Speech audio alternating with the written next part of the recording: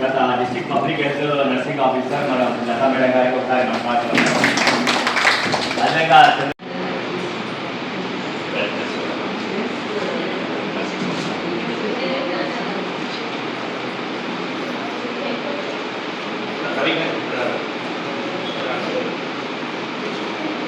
అంటే ఈరోజు మన మహబూబ్ నగర్ యాక్చువల్గా Mahabubnagar David first day office మనకు అంతా తెలుసు. పాత దవాఖాన ఉంటుంది, దవాఖాన డేవిడ్ ఆఫీస్ అయింది.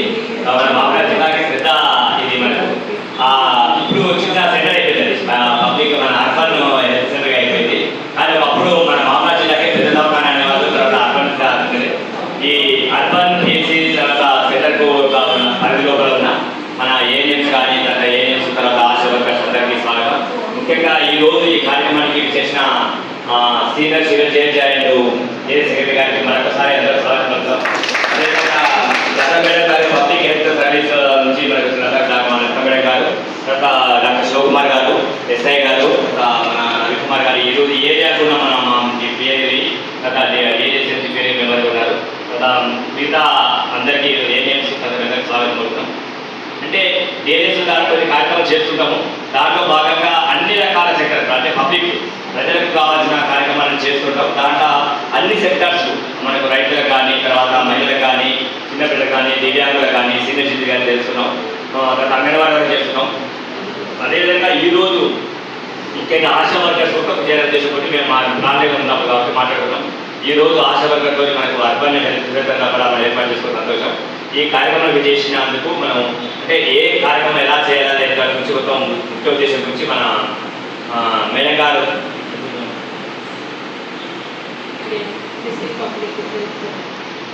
నర్సింగ్ ఆఫీసర్ చంద్రశేఖర్ గారు, సిఐ గారు శివకుమార్ గారు,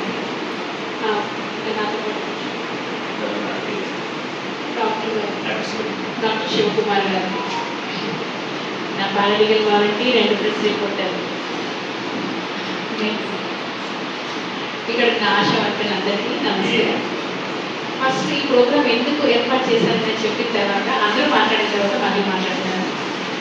ముఖ్యంగా పిల్లల కోసం వాళ్ళకి ఏది కావాలి అనేది, అంటే వాళ్ళు చాలా వీల పరిస్థితుల్లో ఉన్న పిల్లలు, అలాంటి ఫ్యామిలీస్లో ఉన్న పిల్లల కోసం మీరు ఏం చేస్తున్నారో మీ డ్యూటీస్ ఏంటనేది మాకు తెలుసు. కాబట్టి ఆ పిల్లల్ని ఎక్కువ చూసేది మీరే కాబట్టి మీ ద్వారానే మాకు కావాల్సిన విషయాలన్నీ కూడా సేకరించుకోవచ్చు అనేది ఒకటి మాకు. దాంతో మాకు స్టేట్ లీగల్ సర్వీసెస్ అథారిటీ అని మా మేడమ్స్ గారు ఇలాంటి కార్యక్రమం ఒకటి ఆశా వర్కర్స్తో ఏర్పాటు చేయాలని చెప్పేసి మాకు ప్రత్యేకమైన డైరెక్షన్స్ ఉన్నాయి. ఈ డైరెక్షన్ ఎందుకు ఉంది అంటే చిల్డ్రన్ కోసం ఒక యూనిట్ అనేది ఏర్పాటు చేయడం జరిగింది. ఆ యూనిట్లో ఉన్న మెంబర్స్ అందరూ కలిసి ASHA workers plus child welfare and protection companies వీళ్ళందరితో కూడా చేయాలని ఉంది. అందరూ ఒక దగ్గర మనకు సాధ్యం కాదు కాబట్టి సపరేట్గా అంగన్వాడీ సపరేట్, మిగతా మెంబర్స్ సపరేట్, ఆశా వర్కర్స్ మీరు సపరేట్గా అన్నట్టుగా ఈ ప్రోగ్రామ్ పెట్టడం జరుగుతుంది. దీని తర్వాత మెయిన్ అయితే ఇంట్రడక్షన్ అయితే ఇదే. తర్వాత మీ ద్వారా మేము ఏం కావాలనుకున్నదని నేను మళ్ళీ మాట్లాడతాను. ఇందులో చంద్రశేఖర్ గారు ఉన్నారు కదా, మాకు కమిటీ ఉందని చెప్పాను కదా, ఆ కమిటీలో కొంతమంది మెంబర్స్ ఉంటారు. ఆ మెంబర్లో వారు కూడా ఒక ఎన్జిఓ పారాలీగల్ వాలంటీర్గా ఉండి అందులో ఒక మెంబర్గా ఉన్నారు మీరు ఒకరు. నెక్స్ట్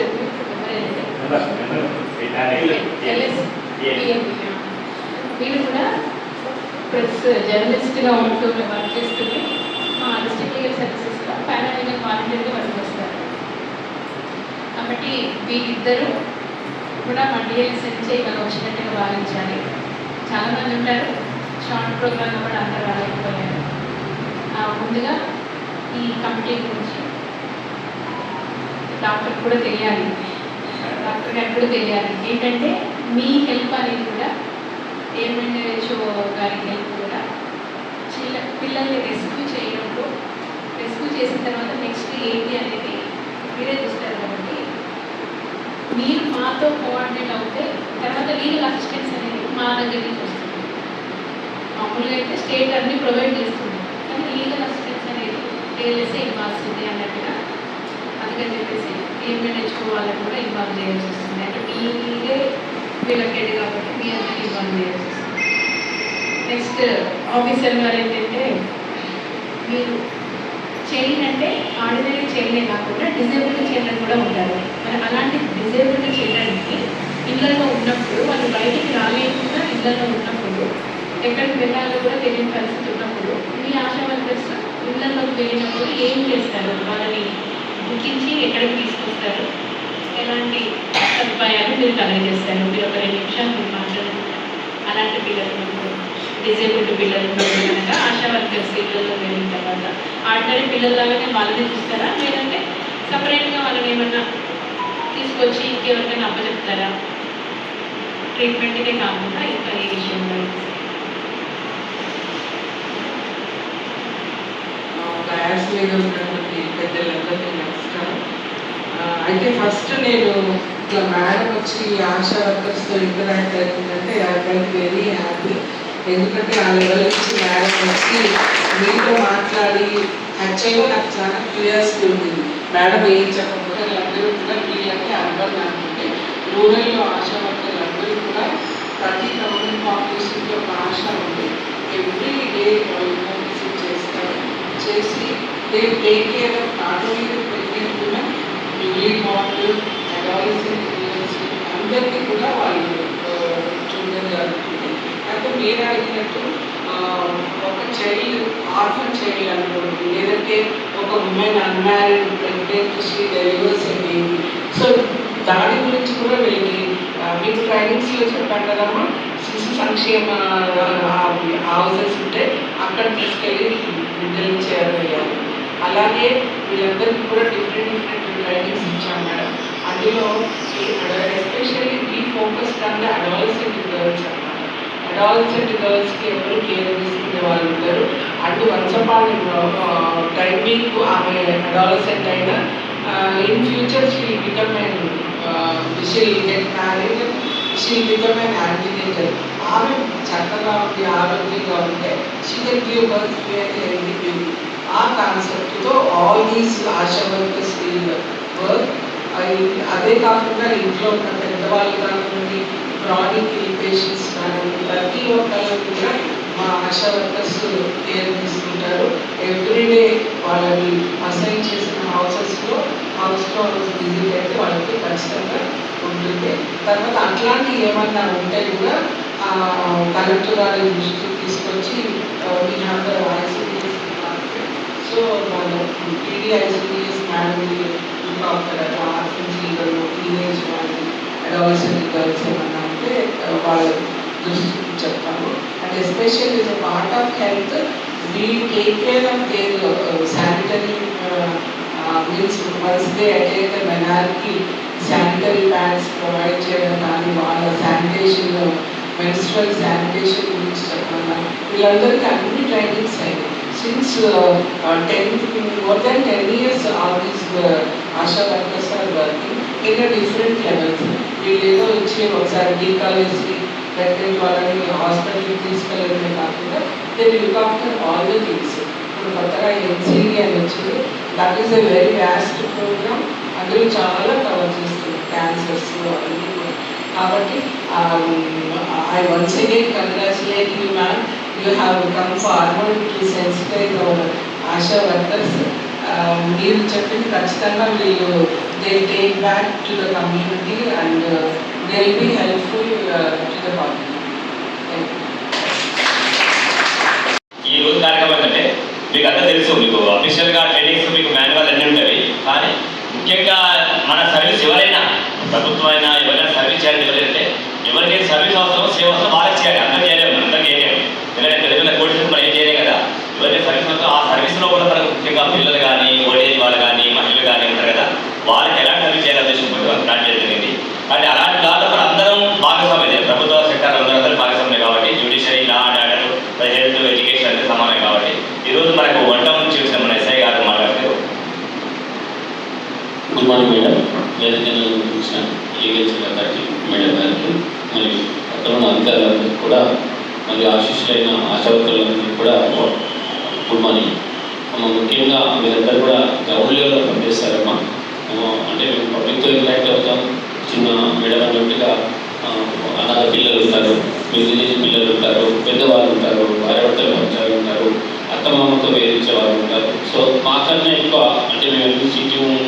పనిచేసిన, 100 కాల్స్ పనిచేసిన, పోలీస్ స్టేషన్ వాళ్ళు పనిచేసిన ఈ 100% ఓవరాల్గా తీసుకుంటే మన దగ్గర 10% ఉంటారు మేడం. ఓవరాల్గా వీళ్ళైతే 100% కూడా వాళ్ళ గురించి తెలిసి ఉంటుంది. ఎందుకంటే మేము కూడా గ్రౌండ్ లెవెల్కి వెళ్ళి పనిచేసేస్తున్న మండలంలో బాగా అభివృద్ధి చేసామని. సో వీళ్ళందరికీ కూడా ఎక్కడైతే పోతే అక్కడ ప్రాబ్లం ఉంటుందో ఆ ప్రాబ్లంలో వీలైనంత వరకు 1-2 నిమిషాలు మనం ఎంత బిజీ అయినా ఆ సమస్యను అక్కడే చేసేసే వాళ్ళు పెద్ద లెవెల్గా మేజర్గా ఆలోచించారు. దాని ద్వారా చిన్న సొల్యూషన్ మనం వేయకపోతే అక్కడే వాళ్ళు అంటే పిల్లలు వాళ్ళు అమ్మానాన్ని చెప్పకుండా వెళ్ళిపోవడం, బతకడానికి వీలున్న పిల్లలు అనాథలుగా తయారు కావడం, భార్య భర్తలతో మంచి ఉన్న వాళ్ళు క్షేత్రావేశానికి బట్టలు దూరం కావడం, పిల్లలకు దూరం కావడం ఇలాంటి సమస్యలు ఉంటాయి. కాబట్టి మీరు వీలైనంత వరకు కూడా ఆ పిల్లలతో పిల్లలతో ఇంటరాక్ట్ అయితే మీ వల్ల కాని సమస్యలు ఏదన్నా ఎదురైనప్పుడు 100 కాలం ఫోన్ చేయమని చెప్పండి. లేదంటే ఆ పేరెంట్స్ ఎవరైతే ఉన్నారో ఇంటరాక్షన్ కావాలని చెప్పండి పోలీసు వాళ్ళకు. 100% మేము కూడా ప్రతి పోలీస్ స్టేషన్లో మొబైల్ ఫోన్స్ అంటే 33% పోల్చుకుంటే ప్రతి పోలీస్ స్టేషన్లో మేడం 6-7 మంది మొబైల్ ఫోన్స్ ఉంటూ 24/7 కూడా వాళ్ళు ఉంటున్నారు మేడం. అంటే ప్రతి ఫుడ్ ఆఫీసర్ పోలీస్ స్టేషన్లో ఉంటే మొబైల్ ఆఫీసర్ ఖచ్చితంగా పోలీస్ స్టేషన్లో ఉంటారు. ఎవరు వచ్చినా మేము కౌన్సిలింగ్ సిద్ధంగా ఉన్నాం. ఓపెన్గా కూడా మాట్లాడి కౌన్సిలింగ్ చేయండి. లేదు వాళ్ళకి లీగల్గా ఏదైనా యాక్షన్ తీసుకోవాలని అనుకుంటే ఖచ్చితంగా వాళ్ళకి మీరు ఎవరైతే చేసి పోలీస్ స్టేషన్కి వస్తే లీగల్ యాక్షన్ కూడా తీసుకోవడానికి అవకాశం ఉంటుంది. అంటే మనం అవేర్నెస్ చేయకపోవడం వల్ల కొంతమంది అంటే 100% మనం చేయకపోవచ్చు 10% అన్నా చెప్తే ఆ పోక్సో కేసుల ద్వారా వెళ్ళిపోయే వాళ్ళు కానీ ఇబ్బంది రకరకాలుగా ఇబ్బంది పడే వాళ్ళన్నా కొంచెం తగ్గుతారు. మరి ఈ అవేర్నెస్ చేయడానికి మేడం ఆఫీసర్ చేస్తుంది. చాలా ప్రోగ్రామ్స్ పేపర్ల ద్వారా మీడియా ద్వారా అడుగుతున్నాం madam. Very thanks from madam. బాగా ఇంపార్టెంట్ బాగా ఆలోచించి థ్యాంక్ యూ ఉండాలి. అంటే ఎస్ఐ గారికి మీకు అర్థమైనది చాలా మటుకు అందరికీ అవసరం ఉండదు. కోర్టు కానీ పోలీసు కానీ ఎవరికి అవసరం పబ్లిక్ ఎవరికైతే అవసరం ఉంటుందో వాళ్ళకు ఎల్లప్పుడూ మనకు చాలా హై ఎక్స్పీరియన్స్ ఉంటుంది. అంటే కోర్టుకి వెళ్తే భయపడి అమ్మ కోర్టుగా చాలా డేట్ అవుతుంది, పోలీసు చేసిన అమ్మ భయపడలేదు. అంటే ఇక్కడ కాకుండా ఇప్పుడు పబ్లిక్ లోపల మనకు అన్ని రకాలుగా సౌకర్యాలు ఇచ్చారు. కోర్టు కానీ పోలీస్ స్టేషన్ కానీ ప్రజల సంక్షేమం కోసమే ఉంది. కాబట్టి మీలాంటి వాళ్ళు ఎవరైతే ప్రైమరీగా సపోర్ట్ చేసే వాళ్ళు అంగన్వాడీ టీచర్ కానీ ASHA worker primary centre first మీరే ఉంటారు పబ్లిక్ లో. మేమంతా సెకండరీ బ్యాంక్ అంటే ప్రైమరీ స్టేక్ హోల్డర్గా మీరు ఉంటారు. ఏదైనా మీకు ఎక్కువ విషయం తెలుస్తుంది, మీకు తెలిసినంత వేరే వాళ్ళు తెలుస్తుంది విషయం. ఏదైనా అంగన్వాడీ టీచర్కు తర్వాత ఆశా వర్కర్ తెలుస్తుంది ఇన్ఫర్మేషన్ మాకు ఏ ఆఫీస్ తెలియదు. ఎందుకంటే అంత నెట్వర్క్ మీ లోపల ఉంటుంది. ఆ కాలేజీ లోపల ఉంటారు. ఆ సమస్యలు కానీ ఇష్యూ కానీ మీ దగ్గరికి వస్తుంది. అమ్మాయిల ఇష్యూ కానీ అబ్బాయిల ఇష్యూ కానీ ఫ్యామిలీ ఇష్యూ కానీ ఏదైనా మీ దగ్గరికి వస్తుంది. కాబట్టి మీరు చాలా most important persons. Anganwadi teachers ASHA workers సమాజం లోపల చాలా ముఖ్యమైన వాళ్ళు. మీ దగ్గర చాలా మంచి సమాచారం ఉంటుంది. అలాంటి సమాచారం ఎవరికైనా సహాయం కావాలంటే భయపడాల్సిన అవసరం లేదు ఈ కాలంలో కూడా. అందుకొరకే ప్రభుత్వం చాలా రకాల టోల్ ఫ్రీ నెంబర్ పెట్టారు, సహాయాలు పెట్టారు. ముఖ్యంగా కోర్టు అంటే భయమే నిజంగా. ఎందుకంటే ఆ అడ్వకేట్ పడుకోవాలి, జడ్జి దగ్గర పోవాలి, కానీ మనకు అవసరం లేదు. టీఆర్ఎస్ అనేది మన పబ్లిక్ మేడం ఈరోజు యాక్చువల్గా జడ్జి గారు కలవాలంటే ఒక పెద్ద కష్టం ఉండే. ఇప్పుడు ఏమైతే జడ్జి గారు మన దగ్గర వచ్చారు, యాక్చువల్గా మనకు జస్ట్ జడ్జి గారు మేడం అంటే డిస్ట్రిక్ట్ జడ్జి స్థాయి మేడం గారు మన దగ్గరకు వచ్చారు. అంటే ఇలాంటి పరిస్థితులు ఇప్పుడు ఇంతకు లేకుంటే, కానీ మన భారత ప్రభుత్వం వాళ్ళు చట్ట ప్రకారంగా ఏం చేశారంటే మన రాజ్యాంగం ప్రకారంగా జేడీసీని ఒకటి ఏర్పాటు చేసి అంటే డిస్ట్రిక్ట్ లీగల్ సర్వీస్ అథారిటీ ఏర్పాటు చేసి దాని ప్రకారంగా మీరు సరైన న్యాయ సేవ సహకార అవతారం కల్పించాలి చేసుకోబట్టి రకరకాలుగా అవతారం కల్పిస్తుంది. దాంట్లో బాగానే ఈరోజు ముందుకు రావడం జరిగింది. కాబట్టి మీరు ఎప్పుడు కానీ మీరు భయపడద్దు. తర్వాత లా అండ్ ఆర్డర్ అంటే పోలీస్ స్టేషన్ కోర్టున భయపడే అవసరం లేదు. మీరు ధైర్యం చెప్పాలి పబ్లిక్. అమ్మ నీకు ఏ ఇబ్బంది ఉన్నా చెప్పమ్మా, మేము సహాయం చేస్తాం. మనకు ఎంతమంది మీటింగ్కి వెళ్ళాం చెప్పడానికి వస్తారు. అంటే పిల్లలకు కానీ అమ్మాయిలకు కానీ ముఖ్యంగా చాలా మంది చూస్తున్నారు మా సమాజంలో కూడా. అలాంటి ఏదున్నా వెంటనే మీరు డైరెక్ట్గా మీరు వెళ్ళొచ్చు. మేడం పలాని ఆశ వర్కర్ మేడం మన దగ్గర ఇలా ఈ అమ్మాయికి ఇలా ప్రాబ్లం ఉంది, ఈ అమ్మాయికి ఇలా ప్రాబ్లం ఉంది, లేకపోతే ఈ అమ్మకి ప్రాబ్లం ఉంది, కొడుకు తండ్రి తిరిగి పెడతలేదు, అమ్మాయి పేపర్ వస్తుంది కదా. కానీ అలాంటివి ఏమన్నా మనం చేసుకోవడానికి అవసరం. ఏ ఇష్యూస్ అయినా కోర్టు ద్వారా జరిగే పరిష్కారాలు మన లోకాదాల ద్వారా పేరు కదా లోకాదాలతోనే మనం చేసుకోవడానికి అవకాశం. అలాంటివి చాలా సూచన ఇవ్వాలని మీకు అవగాహన కల్పిస్తే ఒక ఏరియా మొత్తం అవగాహన కల్పించినట్టే. మాకు నువ్వు ఈ అర్బన్ ప్రైమరీ హెల్త్ సెంటర్గా మేము అవగాహన కల్పించామంటే ఈ ఏరియా మొత్తం అంతా చెప్పాల్సి అవసరం. మీ వ్యక్తికి అంతా చెప్పినట్టు మేము అనుకుంటున్నాం. ఆ ఉద్దేశం ఒకటి మిమ్మల్ని ఏర్పాటు చేయాలి. తర్వాత నెక్స్ట్ మేము అంగన్వాడీ ఏర్పాటు చేస్తున్నాం, మీటింగ్ ఏర్పాటు చేస్తున్నాం. అప్పుడు వారం కొంత బెనిఫిట్ చేస్తాం. కాబట్టి ముఖ్యంగా మనకు ఈ అర్బన్ హెల్త్ సెంటర్ మన ఫస్ట్ పిల్లల కోసం ఎందుకు న్యాయసేవ సంస్థ ఎందుకు పనిచేయాలి అంటే కోర్ట్స్ అంటే తెలుసు కదా అందరికీ. మరి పిల్లలన్నీ ఎన్ని రకాల పిల్లలు ఉంటారు, నిర్లక్ష్యంతో వదిలేసిన పిల్లలు ఉంటారు, ఎవరు లేని పిల్లలు ఉంటారు, తల్లిదండ్రులు ఇద్దరు కూడా ఏదైనా కేసులలో ఎన్నుకున్న పిల్లలు ఉంటారు.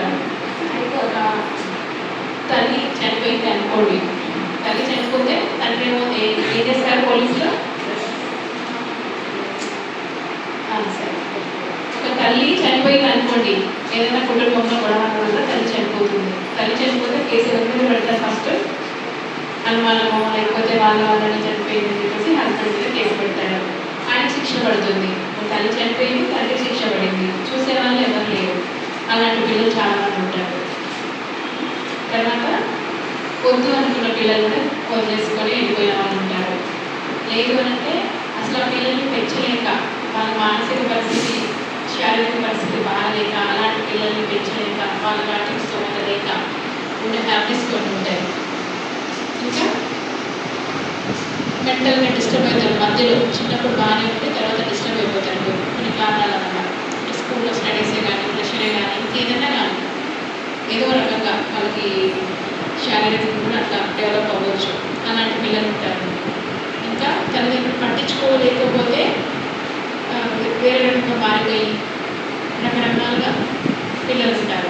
మరి ఈ పిల్లలందరూ కూడా కోర్టు దృష్టిలో వస్తారు. ఎందుకంటే ఒక కేసు డీల్ చేసినప్పుడు ఏదో ఒక రకమైన పిల్లలు తారసపడతారు.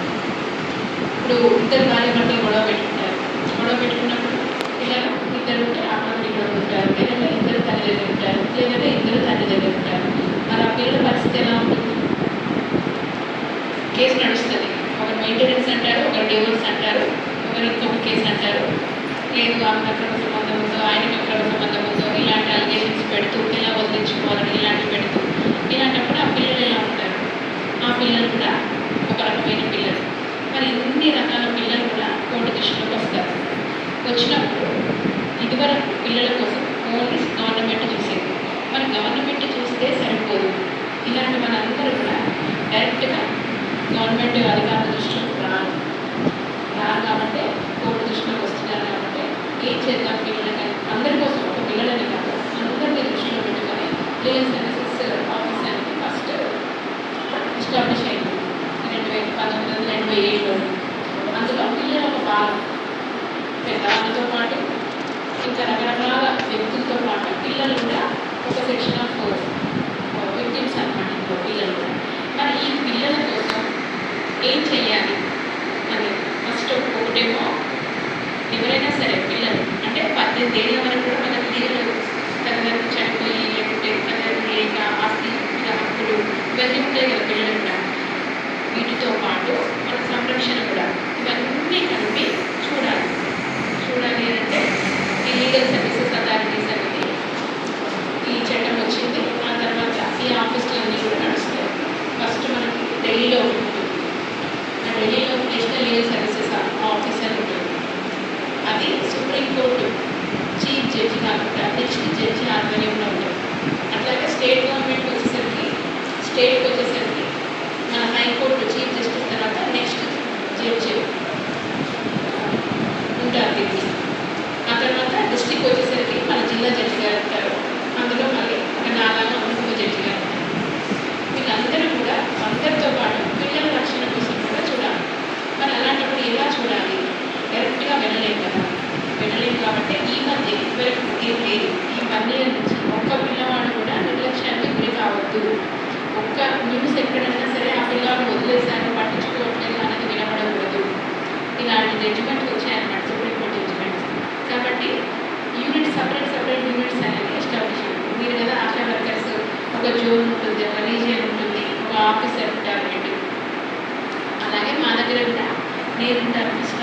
నేను నా తర్వాత కొంతమంది అడ్వకేట్స్ ఉంటారు, కొంతమంది మాతో పాటు పనిచేసే వాళ్ళు ఉంటారు. వీళ్ళందరూ కూడా ఒక యూనిట్ అనమాట. Children unit, legal services for children unit అని ఉంటుంది. 2 ఉంటాయి. ఒకటి ఆర్డినరీ చిల్డ్రన్, ఒకటేమో మెంటల్లీ డిసేబుల్డ్ చిల్డ్రన్.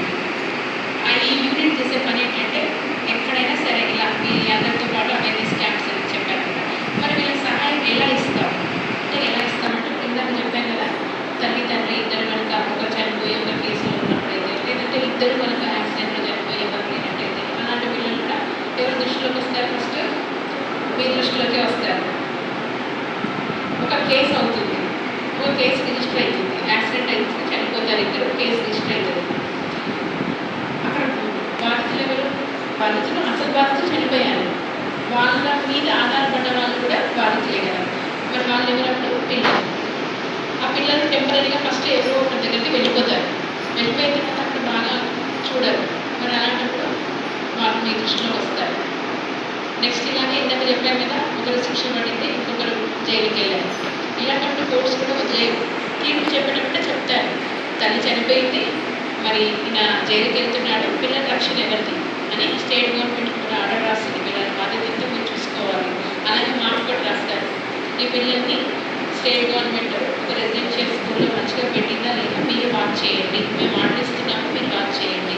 నెక్స్ట్ పిల్లల్ని ఎక్కడ పెట్టాలి సరైన రెసిడెన్షియల్ స్కూల్లో ఉంటారు, తర్వాత వేరే కోర్సులో ఉంటారు, తర్వాత మేజర్ అయిన తర్వాత వాళ్ళ ఎక్కడికి వెళ్ళాలి, ఇవన్నీ కూడా చూసుకోవాలని ఆర్డర్ వస్తుంది.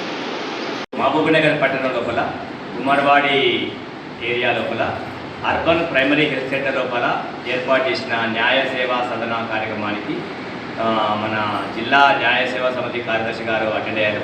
అదేవిధంగా డిస్టిక్ హెల్త్ నర్సింగ్ మేడం గారు, మన లతా మేడం గారు, తర్వాత ప్రైమరీ హెల్త్ సెంటర్ మన శ్రీ విజయ్ కుమార్ గారు, శివకుమార్ గారు, తర్వాత ఎస్ఐ గారు, తర్వాత మన రెస్పెక్టెడ్ మన వీళ్ళందరూ ఆశా వర్కర్స్, తర్వాత ఏఎన్ఎంస్ అటెండ్ అవ్వడం జరిగింది. ముఖ్యంగా జిల్లా న్యాయ సేవా సమితి నుంచి న్యాయ కార్యక్రమాల గురించి మనకు వివిధ రకాల సెక్టర్స్ లోపల అవగాహన కార్యక్రమాలు ఏర్పాటు చేస్తున్నాం. ఈరోజు మనకు ఇక్కడ ఉమ్మర్వాడి ఓల్డ్ హాస్పిటల్ ఏరియా లోపల అర్బన్ హెల్త్ సెంటర్ లోపల ఏర్పడిన కార్యక్రమానికి ఈరోజు అందరూ హాజరు కావడం జరిగింది. ముఖ్యంగా మనం చేస్తున్న కార్యక్రమంతో పాటు ఉచిత న్యాయ సేవా సలహాలు మనం ఏ విధంగా ఇవ్వగలుగుతాము, చిన్నపిల్లలకు కానివ్వండి, వృద్ధులకు కానివ్వండి, మహిళలకు కానివ్వండి, ఎవరికైతే సమాజం లోపల ఏ రకమైన అవసరాలు కావాలన్నా ఆ అవసరాలను తీర్చుకునే విధంగా వాళ్ళకు ఉపయోగపడే విధంగా మనం ముఖ్యంగా గ్రాస్ రూట్ లెవెల్ అంటే చిన్న స్థాయి నుంచి ముఖ్యంగా మన ఆశా వర్కర్స్, అంగన్వాడీ టీచర్స్ చాలా ప్రముఖంగా వహిస్తారు. కాబట్టి ఆరోగ్య విషయం లోపల ఆశా కార్యకర్తలు కానీ, ఎడ్యుకేషన్ విషయం లోపల కానీ మనకు ఇక్కడ అంగన్వాడీ టీచర్స్ కానీ ప్రముఖంగా ఉంటారు. ఎవరికి ఏ కుటుంబం లోపల ఎవరికి ఏ బాధ కలిగినా ఆరోగ్య విషయంలో కానీ, ఆర్థిక విషయంలో కానీ, వారి కుటుంబ సమస్యల విషయంలో కానీ ఏదన్నా తప్పకుండా షేర్ చేసుకునే ఇద్దరు కూడా ప్రముఖంగా ఉంటారు. వాళ్ళు అంగన్వాడీ టీచర్స్, ఆశా వర్కర్స్. కాబట్టి ఈరోజు మేము ఆశా వర్కర్స్తోని మన జిల్లా న్యాయ సేవా సమితి నుంచి మనము ఈ అవగాహన కార్యక్రమం ఏర్పాటు జరిగింది. ఈ కార్యక్రమం లోపల మనకు చాలా చక్కగా మన అందరికీ అటెండ్ కావడం జరిగింది. వారి యొక్క పనిచేస్తున్న ఏరియా లోపల వాళ్ళకున్న సమస్యల గురించి చెప్పడం జరిగింది. దానికి మన జిల్లా న్యాయ సేవా సమితి కార్యదర్శి గారు సలహాలు సూచనలు ఇవ్వడం జరిగింది. దాని ప్రకారంగా అంటే మనం ముఖ్యంగా ప్రైమరీ హెల్త్ విషయంలో కానీ, ప్రైమరీ ఎడ్యుకేషన్ విషయంలో కానీ వారికి చక్కగా న్యాయం చేస్తే వారు తప్పకుండా చేస్తారు. మనం ఎవరికైతే సహాయం అవసరమో వాళ్ళు చేస్తే దానికి విలువ ఉంటుంది. అందుకనే చాలా మటుకి బీదవాళ్ళు అర్బన్ ఏరియా మనకి స్లమ్ ఏరియాస్ కాబట్టి ఈ స్లమ్ ఏరియాస్లో చాలామంది బీదవాళ్ళు ఉంటారు. ఆ బీదవాళ్ళ పిల్లలు కానీ, వాళ్ళ కుటుంబం లోపల కానీ, మహిళలు కానీ, ఆ తర్వాత వృద్ధులు కానీ వారికి ఎలాంటి ఇబ్బంది కలిగినా ఎప్పుడైనా మనం ఫోన్ చేసుకునే అవకాశం ఉంది. కాబట్టి ఇలాంటి కార్యక్రమాలు హెల్త్ విషయంలో కానీ, ఎడ్యుకేషన్ విషయంలో కానీ, వారి రక్షణ సంరక్షణ విషయం లోపల ఎలాంటి సహాయ సహకారాలు కావాలన్నా, వారికి చిన్న ఏమైనా న్యాయపరమైన సలహాలు కావాలన్నా ఉచితంగా న్యాయ సేవా సమితి ద్వారా వాళ్ళకు సాయం చేయడానికి మనకు జిల్లా మన న్యాయ సేవా కార్యదర్శి గారు మేడం చెప్పడం జరిగింది. అదేవిధంగా మరొకసారి వీరందరికీ మనం సూచన ఏంటంటే, మీకు ఎప్పుడు ఎలాంటి న్యాయ సేవా సలహాలు కావాలన్నా జిల్లా డిఎల్ఈసీ ద్వారా సంబంధించినా సరే, తర్వాత పారాలీగల్ వాలంటీర్స్ కానీ, తర్వాత వారికి ఏదైనా తీసుకోవచ్చు. ముఖ్యంగా అందరికీ ఎలాంటి వారి సాయం కావాలన్నా 100కు ఫోన్ చేస్తే 24 అవర్స్ లోపల వారికి అంటే ఉచితంగా వాళ్ళకి టోల్ ఫ్రీ నెంబర్ ఉంది. మన భారత ప్రభుత్వం, రాష్ట్ర ప్రభుత్వం ఏర్పాటు చేసింది. 100కు ఫోన్ చేసినా వారికి కావాల్సిన సలహాలు ఇస్తాయి. చిన్నపిల్లల గురించి కావాలంటే 1098కి ఫోన్ చేయొచ్చు, 1098కి ఫోన్ చేసుకోవచ్చు. మహిళల గురించి కానీ, ఇంకెవరు మహిళలకు ఎవరికైనా ఏదైనా సహాయం కావాలన్నా 181 కానీ సేవ చేసినా బాగుంటుంది. తర్వాత న్యాయ సేవా సలహాలకు కావాల్సిన 151100కు ఫోన్ చేసిన న్యాయ సేవా సలహాలకు విడుదలకు అవకాశం ఉంది. కాబట్టి ఈ టోల్ ఫ్రీ నెంబర్ ద్వారా ఉపయోగించి మనకు నిత్య జీవితం లోపల తోటి వారికి మనం సహాయం చేయాలని ఉద్దేశంతో ఈ కార్యక్రమం ఏర్పాటు చేయడం కాబట్టి ఈ కార్యక్రమానికి వచ్చేసిన మీ అందరికీ మరొకసారి ధన్యవాదాలు. Thank you very much.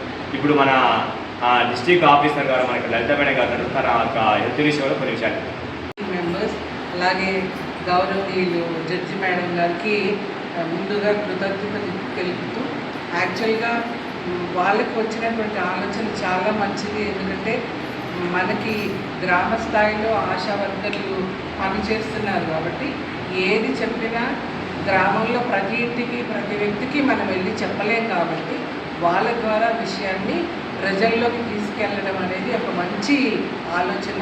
ఆ ఆలోచన వీళ్ళు అమలు పరిచినందుకు నేను చాలా అభినందిస్తున్నాను మా డిఎంఎన్హెచ్ఓ తరపు నుంచి. అలాగే ఇప్పుడు మాకు ఏవైతే జడ్జి మేడం గారు చెప్పారో అలాగా అనాథలు ఉన్నారు, ఎవరు పట్టించుకొని వాళ్ళు ఉంటారు, వాళ్ళందరికీ మేము ఉన్నామంటూ అండగా ఒక ధైర్యం ఇచ్చారు. మా ఆశా వర్కర్లు అందరూ కూడా చాలా చక్కగా పనిచేస్తారు, ప్రతి ఇంటికి వెళ్తారు. కానీ వాళ్ళకి తెలియాలి ఎవరిని మనం పట్టుకుంటే వీళ్ళకి న్యాయం చేయగలము అనేది తెలియాలి. కాబట్టి ఆ ధైర్యం ఇప్పుడు మీరు ఫోన్ నెంబర్ల ద్వారా ఇచ్చారు కాబట్టి సో అందరూ చాలా హ్యాపీగా ఉన్నారు. ఇక ముందు అలాంటి వ్యక్తులు, రక్షణ లేని వ్యక్తులు, బిడ్డలు కానివ్వండి, వృద్ధులు కానివ్వండి, లేకపోతే అనాథలు కానివ్వండి, వాళ్ళు ఎవరైనా కానీ వీళ్ళ దృష్టికి తెస్తే ఖచ్చితంగా ఈ కమిటీ మెంబర్స్ ద్వారా వాళ్ళకి న్యాయం చేస్తారని నేను 100% అనుకుంటున్నాను. అలాగే ఈ కమిటీని రిక్వెస్ట్ చేసేది ఏంటంటే మన జిల్లాలో సుమారుగా 840 మంది ఆశా వర్కర్లు వివిధ ప్రాథమిక ఆరోగ్య కేంద్రాల్లో పనిచేస్తున్నారు. కాబట్టి వీళ్ళనే కాకుండా మొత్తం జిల్లాని సెన్సిటైజ్ చేయడం ద్వారా అక్కడ కూడా మనకి ఏంటంటే అర్బన్లో ఏదైనా సోర్స్ దొరుకుతుందేమో, అనాథలకి వాళ్ళకి అక్కడికి ఇక్కడికి వెళ్ళి ఏదైనా పని దొరుకుతుంది. రూరల్ ఏరియాలో వాళ్ళు అలాగే మిగిలిపోతారు, ఆ గుడిసెల్లో తిండి తిప్పలు లేకుండా మిగిలిపోతారు. కాబట్టి అటువంటి వారికి మనం ఏదో ఒక గవర్నమెంట్ పరంగా సహాయం చేసి వాళ్ళకి టైంకి ఇంత తినే విధంగా మనం ఏర్పాటు చేస్తే చాలా బాగుంటుందని నా ఉద్దేశం. ఎనీవే మేడం గారికి అలాగే టీమ్ మెంబర్స్ అందరికీ కూడా మా డిఎంహెచ్ఓ గారి తరఫు నుంచి కృతజ్ఞతలు తెలుపుతున్నాము. నేను హామీ ఇస్తున్నాను, ఖచ్చితంగా మా అమ్మాయిలు ఖచ్చితంగా వాళ్ళ వంతు వాళ్ళ ప్రయత్నం వాళ్ళు చేస్తారు. Thank you so much.